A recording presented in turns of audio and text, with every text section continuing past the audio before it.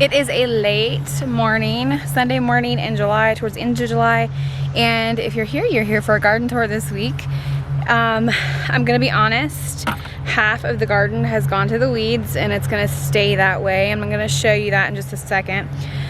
We're gonna get to the good stuff first. And that good stuff is that we got up all our potatoes already. We've got about 120 pounds of potatoes.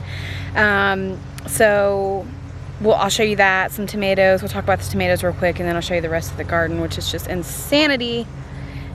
Like this part right here, which I'm gonna do a plant ID on so I can figure out what this is. But anyhow, if you're here, that means you're part of the Homesteaders of America garden tour series, or you're just here because it's popped up in your news feed because you're a subscriber or a suggested video, whatever it is.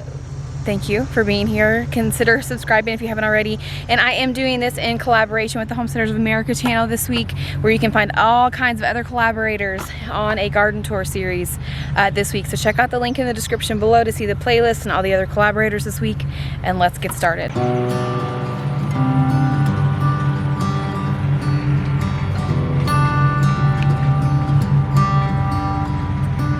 I've said it many times, I know I would change my ways, I know for sure. All right, so I'm gonna start down here where the potatoes are real quick. All right, so these 4 beds are where we had our potatoes. We've gotten them out. So I'm gonna clean up these 4 beds, and this is where most of our fall garden is gonna go. I think I'm gonna plant bush beans in these first 2 rows, some kohlrabi and collards, and I'm not sure, just some various different fall crops here. This is going to be the easiest part for me to maintain, so I'm just going to keep this part as our fall crop. Our onions did okay. In fact, I need to probably pull these out.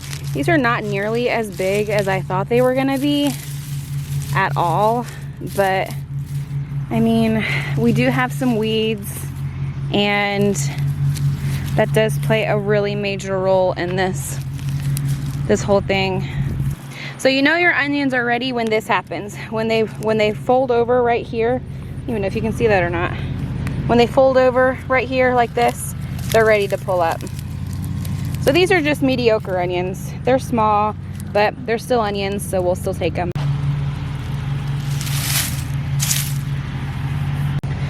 We do have some more onions over here, but they're not doing so great. This has just not been a really great year. This was our carrot bed, and as you can see, the weeds have just taken over, and I think I'm probably just gonna till this bed up. Let's see. Yeah, oh, they're still growing. I mean, they're just not very big, and I don't really know if I want to keep wasting my time on growing mediocre carrots. But they are actually a lot bigger than they were last week, so I might just leave them. Yeah, that's a pretty big carrot. I think I'm going to leave them and see how they do. This entire row was supposed to be carrots. And I'll show you, but this invasive weed right here, whatever this is everywhere. Hey, that's not a bad looking carrot, right? I got this from here. So I think I'm gonna leave them. Maybe try to pull some weeds out. At this rate, they'll probably be good by, like, I don't know, maybe September. What I'm gonna try to do is plant another row of carrots. So maybe I'll use the onion row behind me to plant a brand new row of carrots that I can kind of stay on top of, which I couldn't do earlier this year. So the cabbage has literally gone to the worms. Look at all that worm poop. Oh, it's just nasty. So I'm gonna probably pull these this week and try to replant. If you haven't noticed the trend here, a lot of this stuff is dying. And so because of that, part of it's dying because it's just time for it to die. Some of it's dying because of the weeds that we had. Either way, I'm gonna try to replant for fall. It's not too late to replant for fall, and I encourage you to. I'm just gonna make a more manageable space for fall. Here are those other onions I was talking about. They're small. Very disappointed in the onions, but I think for starters, I didn't plant them early enough, and we had a very, very dry spring and early summer. So I'm just gonna pull them, and they'll still work. I'll just have to deal with it, you know?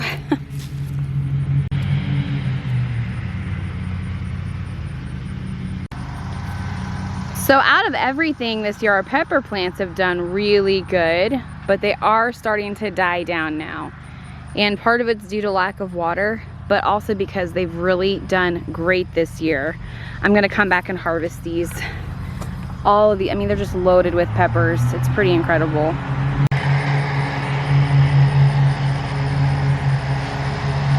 I think we planted about, was it 60 pepper plants this year? And I've gotten a ton of peppers. So what I'm doing is freezing them and until I need to use them, or we've been cooking them as we've gotten them. But you can freeze them and put them in the freezer until you're ready to make sauces, or like when you're gonna can tomatoes or stew tomatoes or tomato sauce, then you can use them then. Our squash plants are doing good. I planted these from seed about a month ago. They're all down. I've got to come back in here and weed, but they're doing really good. So we'll have some fall squash for sure.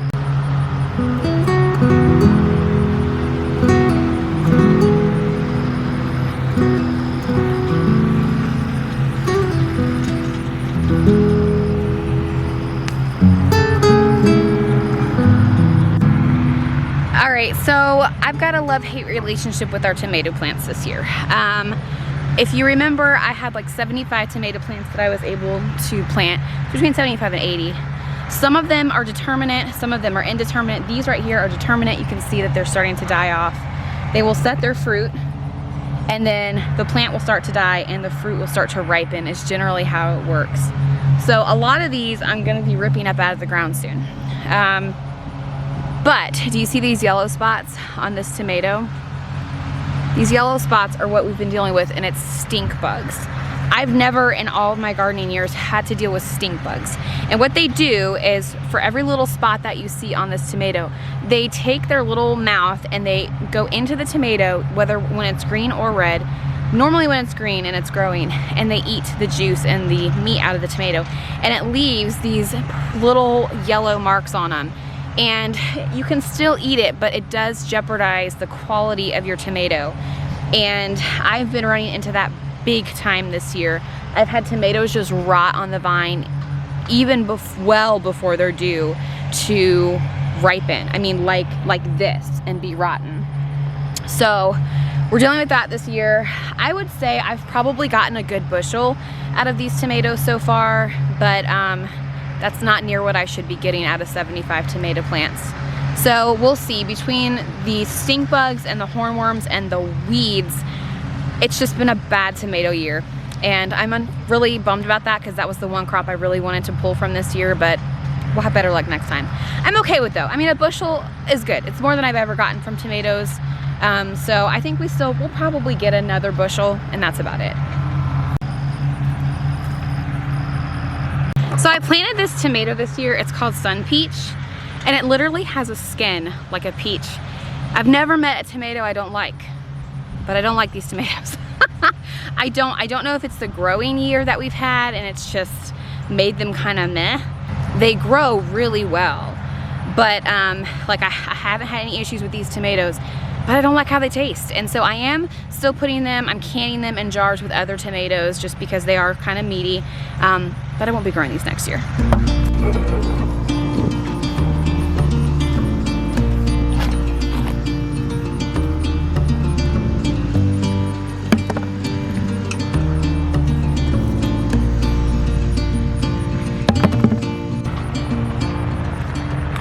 I will be planting these sun gold tomatoes next year.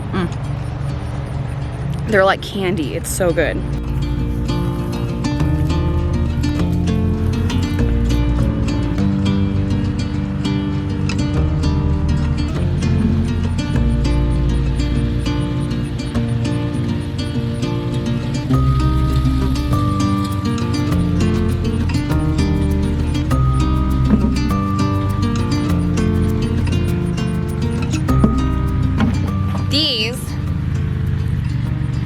These are called Sun Peach, and they're a pink cherry tomato. They're okay, but they're not really my favorite either.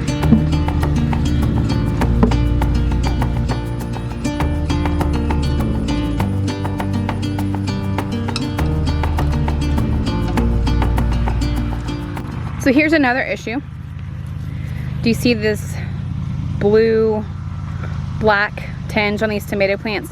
This is a nutrient deficiency. So this is normally a nitrogen or magnesium type deficiency. So I really need to get in here and fertilize these plants because they're leathery leaves. And, oh man, I don't know if you're focused or not. And this is just a true sign of nutrient deficiency.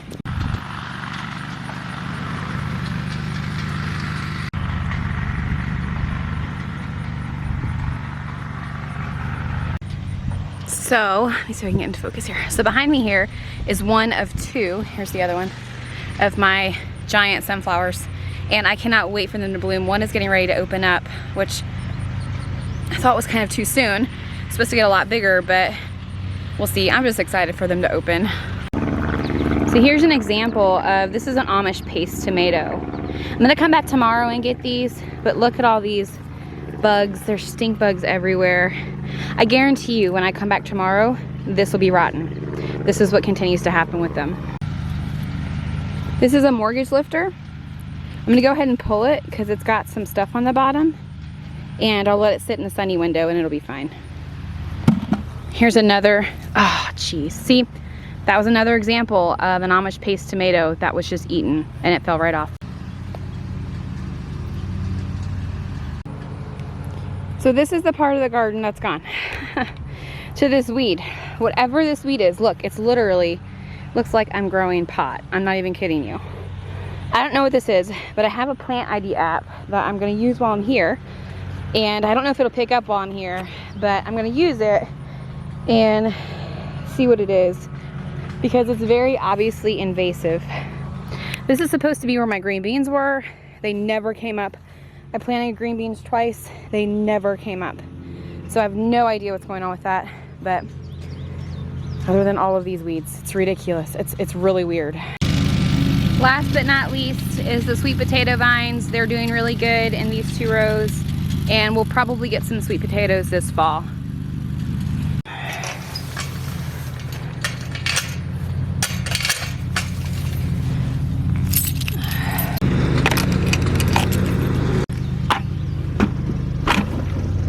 Oh, I do have this organic vegetable and tomato fertilizer, plant food. I'm not going to do that today. It's too hot. I'll come back tomorrow morning and do it. We do have this one row over here where we're growing pumpkins. Lots of pumpkins. And different kinds of squash. Like this one is, what is this? Blue Hubbard. So that's fun. Something we've never done before. Our elderberries are looking real good right now. This one is. This one isn't. This apparently turned. There's a little turned elderberry there. And I guess the birds got to it before I could.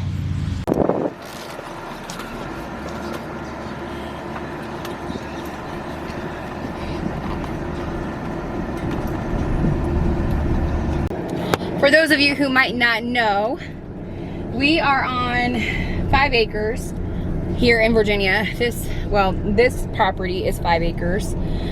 We don't live here yet. We are hoping to build a house this winter.